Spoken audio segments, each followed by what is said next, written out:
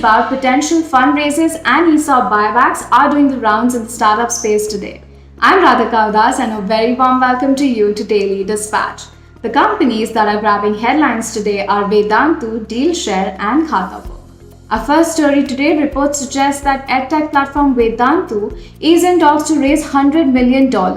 This is likely to value Vedantu at $1 billion post-money, giving it a unicorn status. $60 million is likely to be invested by existing investors, that is Kochu Management, GGV Capital, and Tiger Global Management.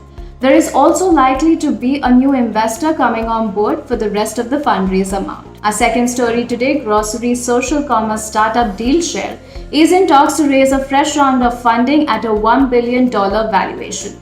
Reports suggest that it is communicating with new and existing investors for this fundraise. It will be the startup's third round of funding in the last 8 months. Just last month, they raised $144 million led by Tiger Global. Fintech startup Khatabook has closed a $100 million fundraise in Series C round of funding. They're now valued at $600 million, and this round was led by Tribe Capital and Moore Strategic Ventures.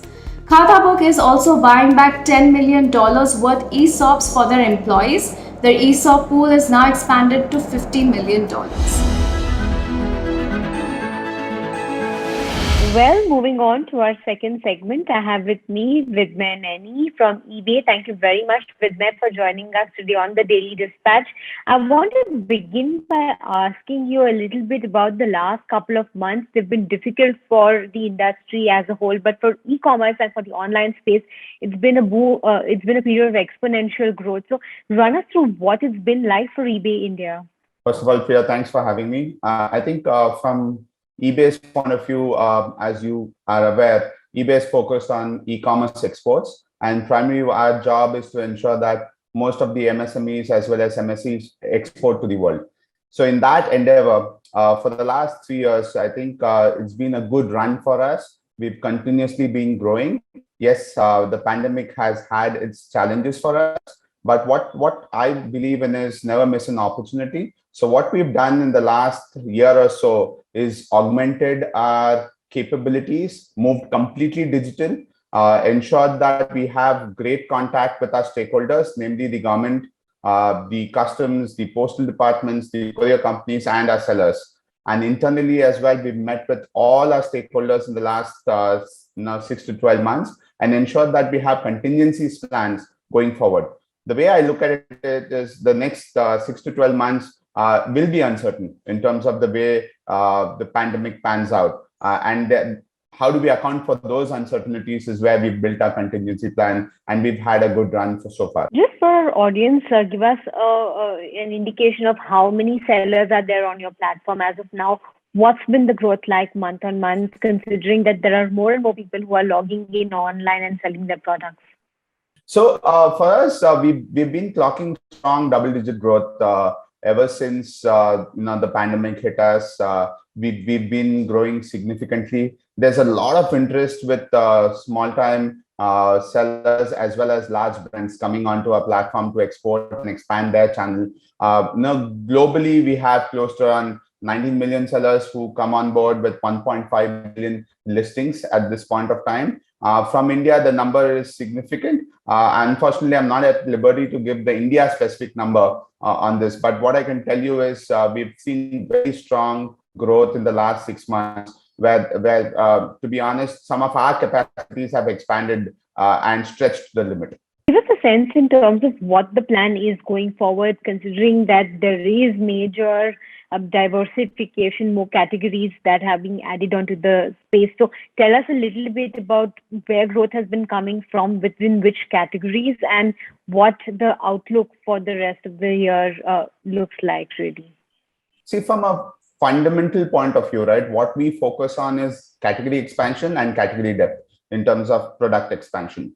So from that point of view, we've traditionally been strong in India-made and products that are known to be exported out of India, be it jewelry, be it home, be it handicraft, be it collectible items. So these have been very dominant categories.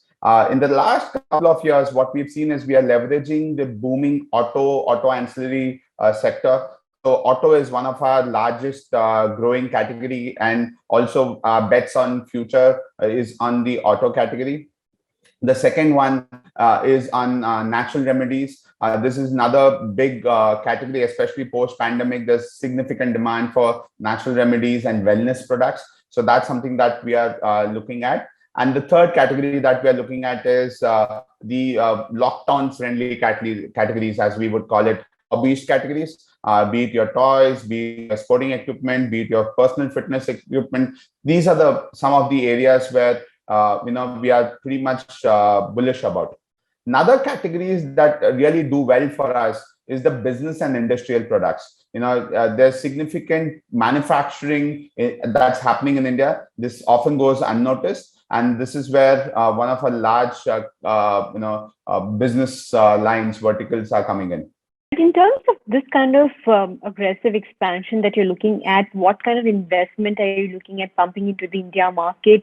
Or where will your focus lie going forward? Yeah. See, as far as investments is concerned, we would invest appropriately as the market demands. Our focus is primarily on the creation of ecosystem.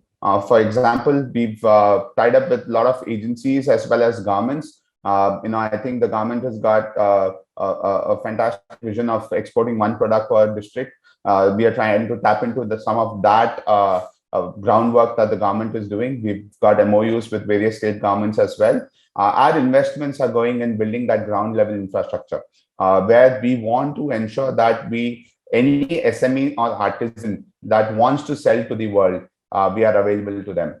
So that's a lofty ambition that we have at this point of time. What we are doing is we are going sector by sector, category by category, in investing in creating one, awareness, two, infrastructure for training and development, and three, the entire post-transaction infrastructure, be it the logistics tab, be it the post-transaction experience. How do you train the sellers in interacting with global customers? How do you train the sellers in competing with the global marketplace? One of the significant differences with eBay is that we are an open marketplace.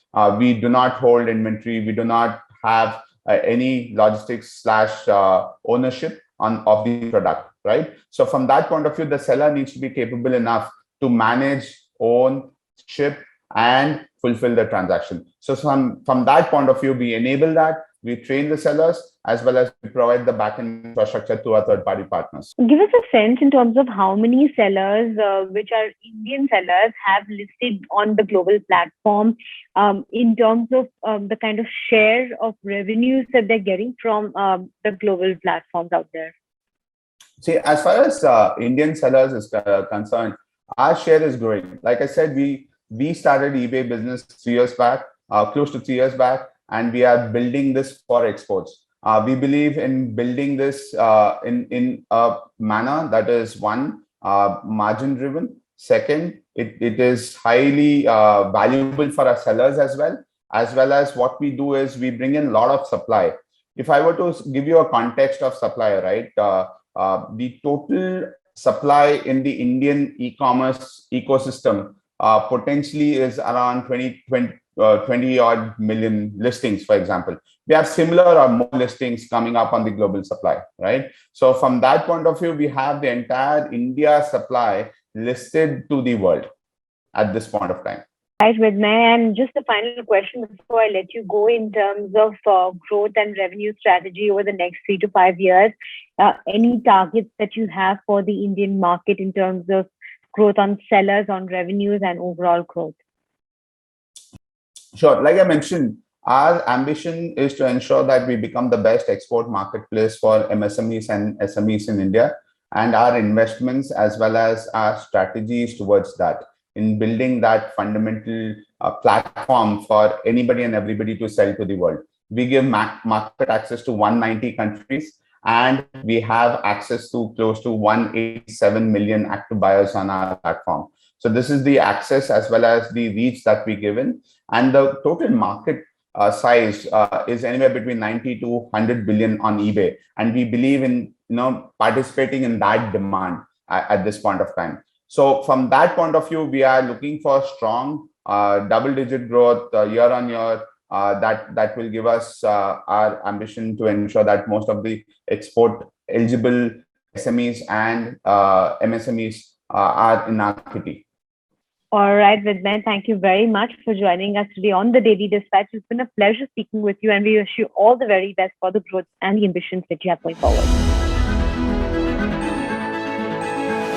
That's a wrap to today's episode. We'll see you again at 5 p.m. tomorrow. Until then, have a good evening.